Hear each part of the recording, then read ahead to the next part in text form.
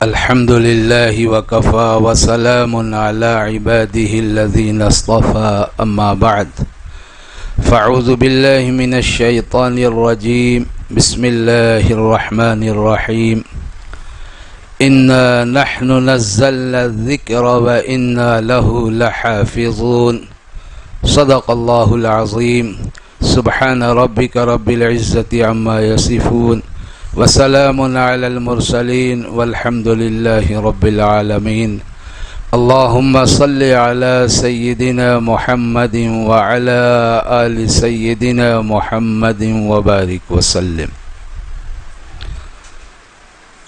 محترم و معظم ذمہ داران کڑپا اسلامک ویلفیئر سوسائٹی، علماء کرام، معزز سامعین کرام، السلام علیکم ورحمۃ اللہ وبرکاتہ.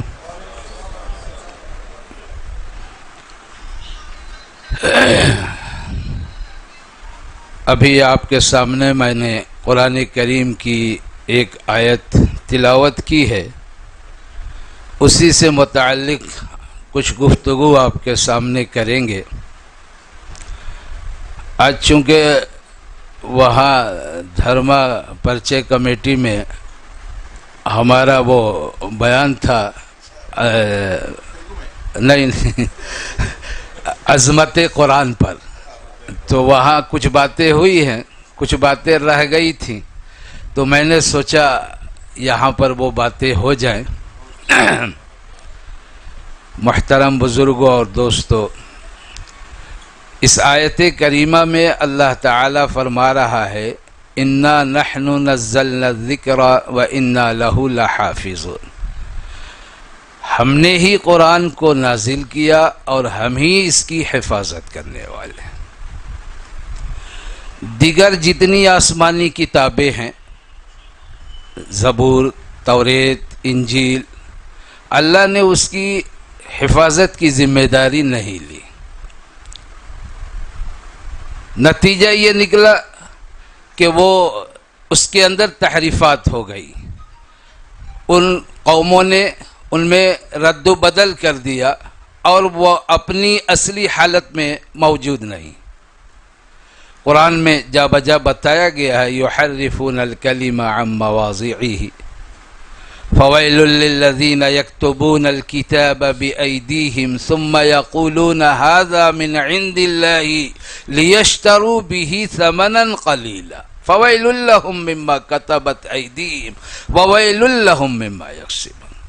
اپنے ہاتھوں سے لکھ کر کے اپنے چاہت، اپنی پسند کی باتیں لکھتے تھے اور اس سے تھوڑا کچھ معاوضہ ان کو ملتا تھا، تو اللہ تعالیٰ نے بتایا ان کے لیے بڑی دردناک عذاب ہے. تو بہرحال جو سابقہ کتابیں ہیں وہ اپنی اصلی حالت میں نہیں ہیں، لیکن قرآن مقدس ایک ایسی کتاب ہے کہ من نوعاً آج سے 1450 سال پہلے جس طرح نازل ہوئی تھی من نوعاً آج اسی طرح موجود ہے. ایک نقطے کا، ایک زبر زیر پیش کا بھی فرق نہیں آیا. یہ اللہ کی کتاب کا سب سے بڑا معجزہ اور ہمارے اور آپ کے نبی حضور پاک صلی اللہ علیہ وسلم کا سب سے بڑا معجزہ ہے. دیگر انبیاء کو بھی معجزے دیے گئے، جیسے حضرت موسیٰ علیہ السلام کو عصا دیا گیا، ید بیضا دیا گیا. حضرت صالح علیہ السلام کو اونٹنی کی شکل میں معجزہ دیا گیا. اسی طرح سے عیسیٰ علیہ السلام کو کچھ معجزات دیے گئے. اپنی پھونک سے وہ مردوں کو زندہ کرتے تھے، بیماروں کو شفا عطا فرما دیا کرتے تھے، برس کوڑھ کی بیماریوں کو، مادرزاد اندھوں کو وہ بینا کر دیا کرتے تھے. لیکن وہ معجزات دائمی نہیں تھے، عارضی تھے. وہ انبیاء دنیا سے رخصت ہوئے، ان کے معجزے بھی رخصت ہو گئے، لیکن قرآن مقدس ایک ایسی کتاب ہے جو حضور پاک صلی اللہ علیہ وآلہ وسلم پر نازل ہوئی اور آپ صلی اللہ علیہ وسلم کے اس دنیا سے پردہ فرمانے کے بعد بھی آپ کا یہ معجزہ قیامت تک باقی رہے گا انشاءاللہ، اور اس میں ذرا بھی تحریف نہیں ہو سکتی۔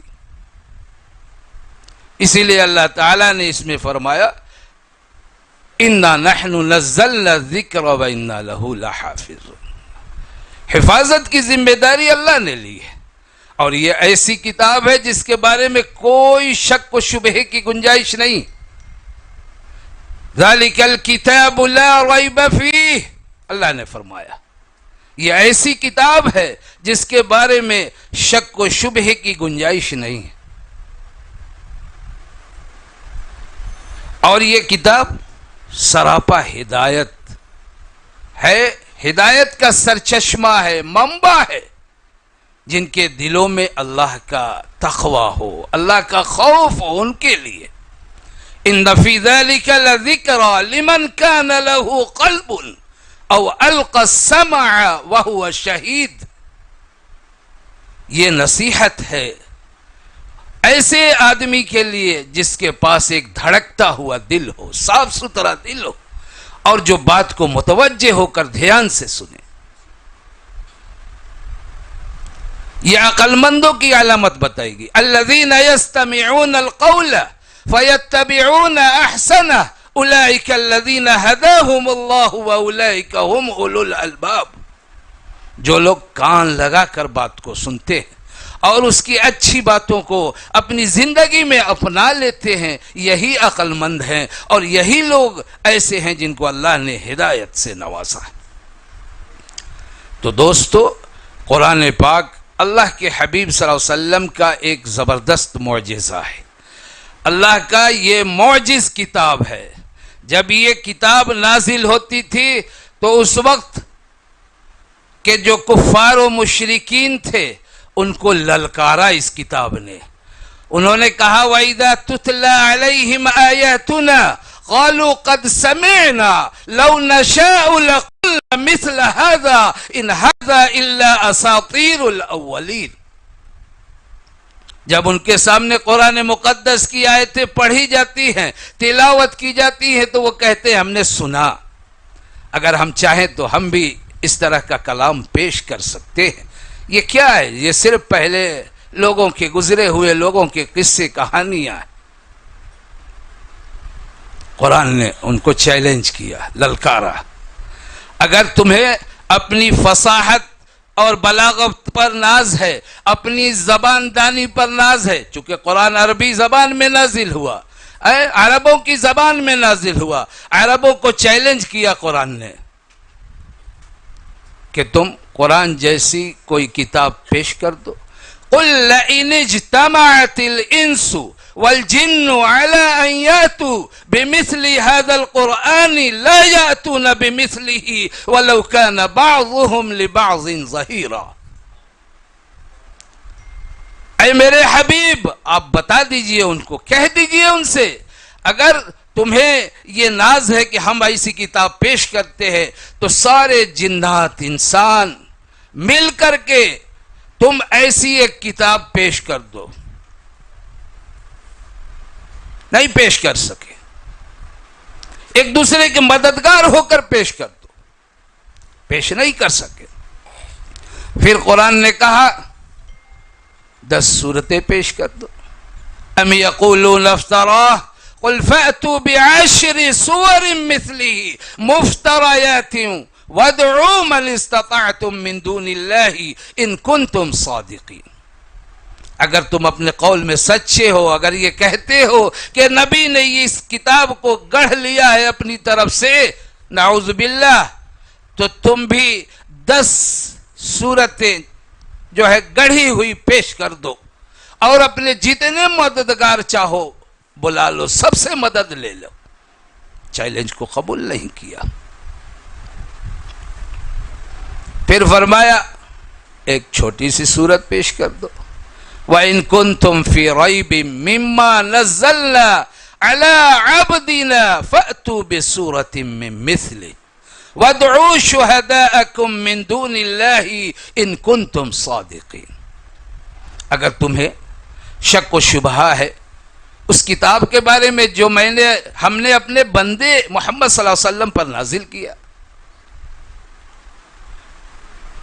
تو اس کی ایک چھوٹی سی صورت اس جیسی تم پیش کر دو، اور اپنے سارے مددگار بھی بلا لو اگر تم سچے ہو۔ قرآن نے آگے کہہ دیا فَإِن لَّمْ تَفْعَلُوا وَلَن تَفْعَلُوا، اگر تم نے ایسا نہیں کیا، وَلَن تَفْعَلُوا، اور ہرگز ایسا کر نہیں سکتے، قرآن نے کہا فَاتَّقُوا النَّارَ الَّتِي وَقُودُهَا النَّاسُ وَالْحِجَارَةُ أُعِدَّتْ لِلْكَافِرِينَ، بس تم ڈرو، جب اس چیلنج کو نہیں قبول کر رہے ہو تو ڈرو اس جہنم کی آگ سے جس کے ایندھن پتھر اور لوگ ہوں گے، اور وہ یہ کافروں کے لیے تیار کی گئی ہے۔ تو جب قرآن کے چیلنج کو انہوں نے نہیں قبول کیا، ایکسیپٹ نہیں کیا، تو ان کو ایمان لانا چاہیے تھا، اس کی حقانیت کو قبول کرنا چاہیے تھا، لیکن نہیں مانے، عناد اور سرکشی کی وجہ سے، دشمنی کی وجہ سے۔ قرآن بڑی محترم بشان کتاب ہے دوستو، اس سے جو بھی منسلک ہوتا ہے اللہ تعالیٰ اس کے عزت و مقام کو اٹھا دیتے، اس سے جس کی بھی نسبت ہو جاتی ہے اللہ اس کو بلندی عطا فرما دیتے۔ یہ قرآن کی تلاوت ہمیں پابندی سے کرنا چاہیے۔ قرآن قیامت میں سفارشی بنے گا، اس کے حق میں یا اس کے خلاف، دونوں باتیں۔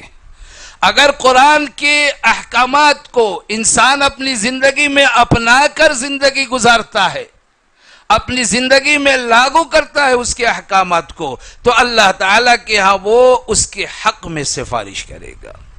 اور اگر قرآن کا علم حاصل کرنے کے بعد اس کے احکامات کے مطابق اس کی زندگی نہیں گزرتی، تو پھر اس کے خلاف جو ہے اس کے حق میں اس کے خلاف گواہی دے گا۔ دوستو، قرآن بڑی عظمت والی کتاب ہے، اللہ کی کتاب ہے۔ اس کی پیشین گوئی دی گئی پہلی کتابوں میں، وَإِنَّهُ لَفِي زُبُرِ الْأَوَّلِينَ، اس قرآن کا تذکرہ سابقہ پچھلی کتابوں میں بھی ذکر موجود ہے کہ ایک آخری نبی آئے گا جس پر ایک کتاب نازل ہوگی، قرآن مجید۔ تو یہ قرآن مجید بڑی عظمت والی کتاب ہے دوستو۔ حدیث پاک کے اندر آتا ہے کہ جو لوگ اس قرآن کو اپنے سینوں میں محفوظ رکھ لیں گے، اللہ تعالیٰ حفاظت کی ذمہ داری لیا ہے، اس کا ایک طریقہ رائج فرمایا۔ دنیا میں کوئی ایسی کتاب نہیں جس کو لوگ من و عن اپنے سینے میں محفوظ فرما لیں، لیکن یہ قرآن کا معجزہ ہے دوستو۔ قرآن ایک ایسی کتاب ہے جس کے آپ کو چھوٹے چھوٹے بچے حافظ قرآن ملیں گے، جنہوں نے من و عن اپنے سینوں میں محفوظ کر رکھا ہے، اور ایک بیٹھک میں آپ کو پورا قرآن سنائیں گے۔ یہ قرآن کا معجزہ ہے۔ ایک ایک حرف کی تلاوت پر اللہ تعالیٰ نے 10 نیکیوں کا وعدہ فرمایا ہے۔ بڑی عظمت والی کتاب ہے۔ جو حافظ قرآن ہوگا اللہ تعالیٰ قیامت کے دن اس کے ماں باپ کو سورج سے زیادہ چمکدار تاج پہنائے گا۔ ہم آج ایک حافظ قرآن کو، عالم دین کو حقارت کی نظر سے دیکھتے ہیں۔ افسوس ہے دوستو، اللہ کے ہاں ان کا بڑا مقام ہے۔ ایک حافظ قرآن سے اللہ تعالیٰ قیامت میں کہے گا یقال لصاحب القرآن اقرأ وارتقی ورتل کما کنت ترتل فی الدنیا فإن منزلک عند آخر آیت تقرأها او کما قال علیہ الصلاة والسلام۔ صاحب قرآن سے، حفاظ سے کہا جائے گا، جن کے سینوں میں قرآن کا کچھ حصہ موجود ہوگا، ان سے کہا جائے گا قرآن پڑھتا جاؤ اور جنت کے درجوں پر چڑھتے جاؤ. تمہارا آخری مقام وہی ہوگا جہاں قرآن پاک کی آخری آیت ہوگی. اور یہیں پر بس نہیں ہے دوستو، 10 ایسے جہنمیوں کو جن کے بارے میں اللہ کا فیصلہ ہو چکا ہوگا کہ یہ جہنم میں جائیں گے، ان کا جانا ضروری ہے، ایسے 10 لوگوں کو ایک حافظ قرآن کی سفارش پر اسے جنت میں داخل کیا جائے گا. یہ مقام ہے حافظ قرآن، عالم دین کا. ایسے 10 جن کے بارے میں جہنم کا فیصلہ. علماء یہاں پر لکھتے ہیں کہ یہ جنت میں جو 10 قسم کے لوگوں کو بتایا گیا کہ جن کی سفارش حافظ قرآن عالم دین کرے گا، وہ کون لوگ ہوں گے؟ تو دنیا میں جب ایک بچہ مدرسے میں داخلہ لیتا ہے تو 2 فرقے ہو جاتے ہیں اس کے اپنے لوگوں میں. کچھ لوگ تو یوں کہتے ہیں، ارے تم بچے کو مدرسے میں داخل کر دیے، یہ مولوی بن کے حافظ بن کے کیا کرے گا، کیا اس کی کمائی ہوگی؟ ایک تو اس طرح کے بچے لوگ ہوتے ہیں، اور دوسرے اس قسم کے بھی لوگ ہوتے ہیں کہ بچے کی حوصلہ افزائی کرتے ہیں. نہیں، ماں باپ کی حوصلہ افزائی کرتے ہیں، تم نے بڑا اچھا کام کیا ہے، بچے کو مدرسے میں ڈال دیا، حافظ قرآن بنا رہے ہو، عالم دین بنا رہے ہو، یہ بڑا اچھا کام ہے. تو قیامت میں 10 جو ایسے لوگ ہوں گے جن کے حق میں اس کی بچے کی سفارش قبول کی جائے گی حافظ قرآن کی، ایسے ہی لوگوں کے بارے میں جنہوں نے دنیا میں اس کا سپورٹ کیا ہوگا. ایسے لوگوں 10 لوگوں کو وہ جنت میں داخل فرمائے گا. تو یہ دوستو اللہ کی کتاب ہے جو بڑی عظمت والی کتاب ہے، بڑی برکت والی کتاب ہے. اس کی تلاوت ہمارے گھروں میں ہونا چاہیے. بلا ناغہ قرآن پاک برکت کی چیز ہے. جس گھر میں قرآن پاک پڑھی جاتی ہے، تلاوت کی جاتی ہے، اس گھر سے بلاؤں کو اللہ ٹال دیتا ہے. یہ برکت قرآن پاک کی، اللہ کی طرف سے گھروں میں برکت کا نزول ہوتا ہے، مصائب کا دور ہونا لازمی. تو یہ ہمارے لیے ضروری ہے کہ ہم قرآن پاک کی بلا ناغہ پابندی سے تلاوت کریں. کچھ نہ کچھ 2-4 ہی رکو صحیح، اگر اس کے معانی اور مطالب پر بھی غور کریں تو اور بہتر ہے. اس لیے کہ قرآن نازل ہوا ہے غور و فکر کرنے کے لیے. پورا قرآن افلا تتدبرون، افلا تعقلون، افلا تذکرون وغیرہ سے. تو غور و فکر بھی کرنا ہے، ان کے معانی اور مطالب کو بھی ہمیں سمجھنا ہے. اللہ تعالیٰ سے دعا ہے اللہ ہم سب کو اس قرآن پاک کی تعلیمات پر عمل کرنے کی توفیق عطا فرمائے، اور اس کی جو احکامات ہیں ان کو ہمیں اپنی زندگی میں نافذ کرنے کی توفیق عطا فرمائے. آمین. وآخر دعوانا ان الحمد للہ رب العالمین.